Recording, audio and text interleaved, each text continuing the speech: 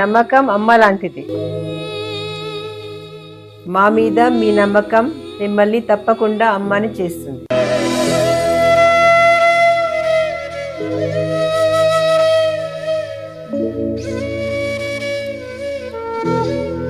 నేడు ఎంతో మంది మా మీద నమ్మకంతో అమ్మాయారు.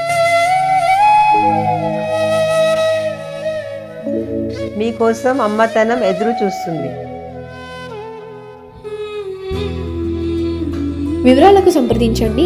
Kiran infertility centre, Hyderabad, Bengaluru, Chennai, Delhi. శ్రీమన్మహాగణాధిపతయే నమః. విశ్వకర్మ పరబ్రహ్మణే నమః. ప్రతి ఒక్కరి జీవితంలో ఆనందకరమైన జీవితాన్ని పొందడానికి ఎన్నో రకాలుగా ప్రయత్నాలు చేస్తూ ఉంటారు. ప్రస్తుత కాలంలో మనకు ఈ ఫిబ్రవరి 23వ తారీఖు నాడు ఉదయం 11:34 నుండి మార్చి 1వ తారీఖు మిడ్నైటు 12:34 వరకు పంచగ్రహ కూటమి పేరుతో 5 గ్రహాలు కుంభరాశిలో సంచరించబోతున్నాయి. మనకు గత జీవితాల్లో షష్టగ్రహ కూటమి, సప్తగ్రహ కూటమి, ఇలా చతుర్గ్రహ కూటమి, త్రిగ్రహ కూటమి అంటే ఇట్లా మనకు ఒకే స్థానంలో 3 గ్రహాలు, 4 గ్రహాలు, 5 గ్రహాలు కలవడాన్ని మనం గమనించుంటాం.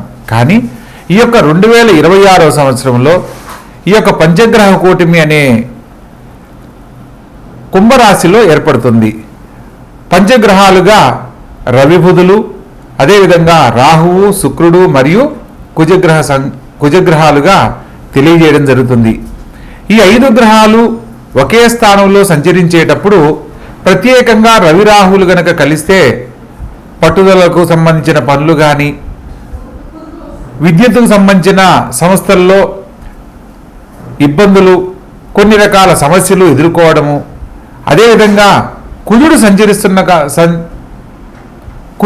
సంచరిస్తున్న కారణంగా మాటకు సంబంధించిన కొన్ని మాట్లాడే సందర్భంలో ఆలోచించకుండా మాట్లాడడం వల్ల, తీసుకునే నిర్ణయాల వల్ల ఎదుర్కొనే సమస్యలు, అదేవిధంగా శుక్రుడు ధనానికి, ఆర్థిక లాభానికి అధిష్టాన దేవుడుగా, బుధుడు బుద్ధిబలానికి, తెలివిగా మాట్లాడే జ్ఞానానికి అధిష్టాన దేవుడుగా మనకు గ్రహాల యొక్క స్వభావాలు తెలియజేస్తూ ఉన్నాయి. ఇలా ద్విగ్రహాలు అంటే 2 గ్రహాలు కలిపినప్పుడు రవిగ్రహంతో బుధుడు గనక కలిస్తే బుధ ఆదిత్య యోగము అని అంటారు. ఈ బుధ ఆదిత్య యోగము చాలా యోగ్యమైనది. వారి జీవితాలలో ఉన్నతమైన జీవితాన్ని, పేరు ప్రతిష్టలు పొందే విధంగా అనుకూలిస్తుంది. అదే సందర్భంలో శుక్రుడు గనక కలిశారు అంటే ఇక్కడ ఈ యొక్క శుక్రుడు ఎప్పుడైతే కలుస్తాడో బుధాదిత్య యోగ ఫలితాన్ని సంపూర్ణంగా పొందలేకపోవడానికి కారణమవుతుంది. శుక్రుడు చేరడం వల్ల ఏదైతే బుధాదిత్య యోగంలో మనం పొందాలనుకున్న ఫలితాలను ఆయన ఇవ్వనీయకుండా చేయడం అనేది జరుగుతుంది. తత్కారణంగా యోగం ఉన్నప్పటికీ కూడా కొన్ని రకాల పరిస్థితుల్లో మనం సమస్యలు ఎదుర్కోవడం కూడా జరుగుతూ ఉంటుంది. అదేవిధంగా ఈ యొక్క పంచగ్రహ కూటమి విశిష్టత గురించి తెలుసుకుంటూ ఒక్కొక్క రాశుల వారిగా ఏ రాశుల వారికి శుభాశుభ ఫలితాలు, మిశ్రమ ఫలితాలు, ఏ పరిహారాలు ఆచరించడం వల్ల మిగిలిన రాశులకు అత్యుత్తమమైన ఫలితాలు పొందుతారు అన్న విషయాన్ని మనం వివరంగా తెలుసుకుందాం. ప్రత్యేకంగా ఈ యొక్క పంచగ్రహ కూటమి గురించి మనం పెద్దగా భయపడవలసిన విషయం కాదు అనేది ముఖ్యంగా తెలుసుకోవాల్సిన విషయం. ఎందుకంటే 2019 డిసెంబర్ 26లో షష్టగ్రహ కూటమి ఏర్పడిన సందర్భంలో మనకు కరోనా పేరుతో అనేక రకాల సమస్యలు ఎదుర్కొన్న సంగతి అందరికీ తెలిసినదే. ఎక్కడైతే ఈ యొక్క శని భగవంతుని యొక్క స్థానంలో ఈ యొక్క పంచగ్రహ కూటమి జరగడం కారణంగా భారీగా జనసమూహం ఏర్పడే ప్రదేశాలలో కొన్ని ఇబ్బందులు ఎదుర్కోవడానికి అవకాశం ఉంటుంది.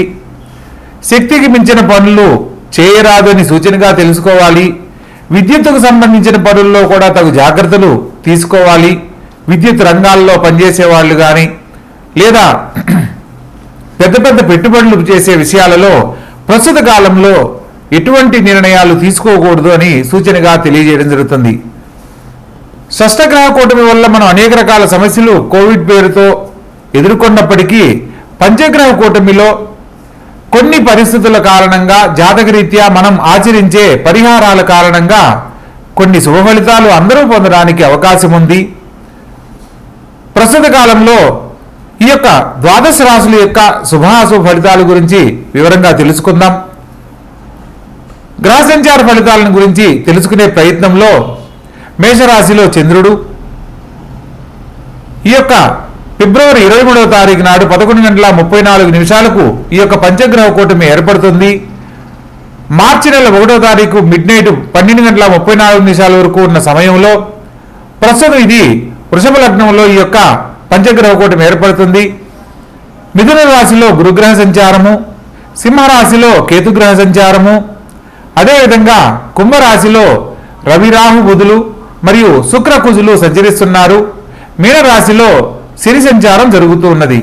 ప్రస్తుత కాలంలో మీనరాశి వారికి ఏలినాడు శని జరుగుతుంది. అదేవిధంగా మేషరాశి వారికి కుంభరాశి వారికి కూడా ప్రత్యేకంగా ఈ యొక్క శని భగవంతుని యొక్క స్వక్షేత్రమైన ఈ యొక్క కుంభరాశిలో పంచగ్రహ కూటమి జరుగుతున్న కారణంగా ఒక్కొక్క రాశుల వారీగా వివరంగా తెలుసుకుందాం.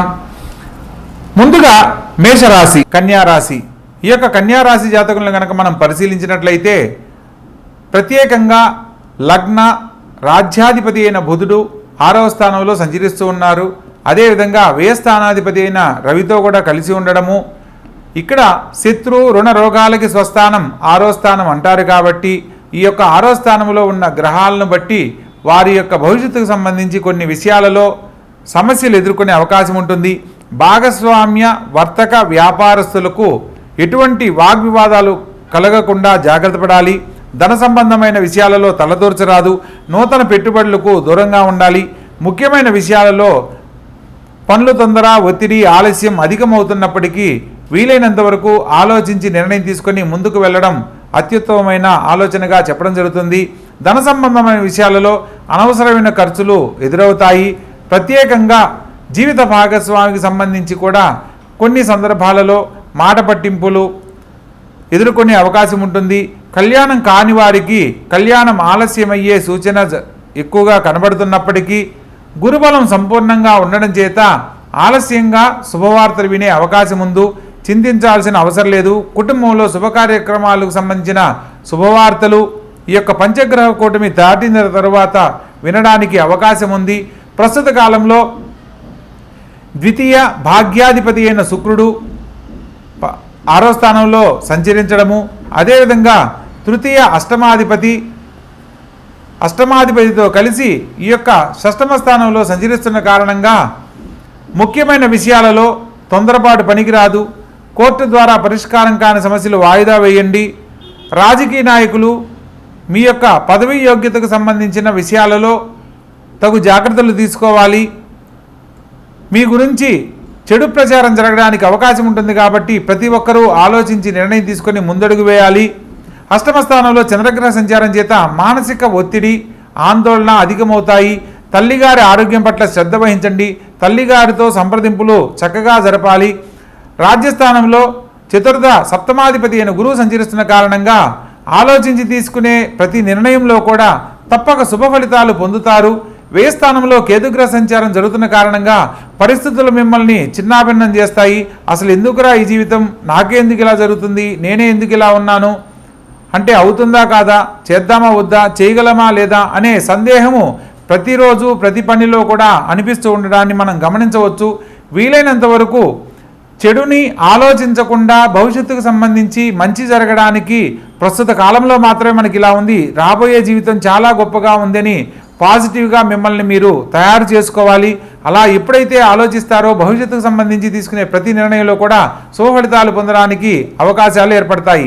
ప్రత్యేకంగా ఈ యొక్క కన్యారాశి వారు ఈశ్వరునికి ఓం నమశివాయ అని శివపంచాక్షరి మంత్రంతో ప్రతిరోజు ఈశ్వరునికి ఆవు పాలతో అభిషేకిస్తూ ఉన్నట్లయితే ఈ యొక్క పంచగ్రహ కూటమికి సంబంధించిన సమయంలో సమస్యల నుంచి బయటపడడమే కాకుండా సంపూర్ణమైన ఆరోగ్యాన్ని పొందుతారు. మానసిక ప్రశాంతతను పొందేందుకు అవకాశం ఉంటుంది. శుభకార్యాలకై ప్రయత్నం చేస్తున్న వారు ఆలస్యంగా శుభవార్తలు వినే అవకాశం లభిస్తుంది. కాబట్టి పై పరిహారాలను చక్కగా ఆచరించండి. ఆనందకరమైన జీవితంలో జీవించండి.